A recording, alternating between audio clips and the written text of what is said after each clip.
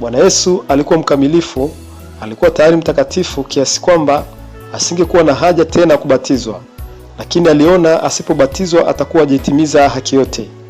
Sasa kama Bwana Yesu alibatizwa ili kutimiza haki yote, mimi na wewe ni nani leo hata tusibatizwe?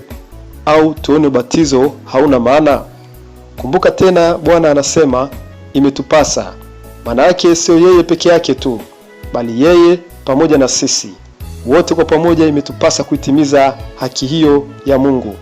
Katika siku hizi za mwisho, Shetani anawazuia watu wengi kwa nguvu wasitimize haki yote.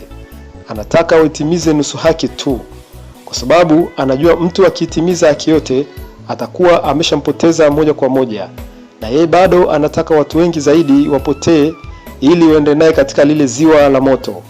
Na kumbuka, sio kila ubatizo ni ubatizo sahihi. Shetani kashafika mpaka hatua ya kupindisha ubatizo sahihi.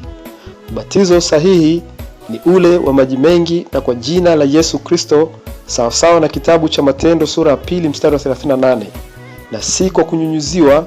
Bwana Yesu hakwenda kwa Yohana Batizaji na kunyunyiziwa. Maandiko yanasema alipanda kutoka majini na si kutoka kwenye kikombe chenye maji. Marko sura ya 1 mstari wa 9 hadi wa 10, neno la Mungu linasema, ikawa siku zile Yesu alikuja kutoka Nazareti ya Galilaya, akabatizwa na Yohana katika Yordani. Mara alipopanda kutoka majini, akaona mbingu zimepasuka na Roho kama huwa akishuka juu yake. Yohana alibatiza kwa maji mengi katika sehemu zote. Kulihakikisha hilo, soma kitabu cha Yohana sura ya 3 mstari wa 23. Sasa swali ni hili: kama tusipobatizwa kabisa au tukibatizwa katika ubatizo usio sahihi baada ya kujua ukweli, je, hatutaokolewa? Jibu rahisi ni ndio.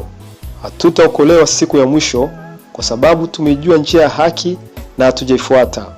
Watakaopata neema ya kuokolewa ni wale ambao hawakuwahi kusikia kabisa wala kuijua njia ya haki, ambao labda pengine wangeusikia ukweli wangeweza kugeuka haraka.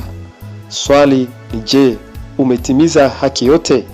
Kama bado hujatimiza, basi tafuta ubatizo sahihi, batizwe na upokee Roho Mtakatifu, kwa kuwa hizi ni siku za mwisho. Bwana Yesu akubariki.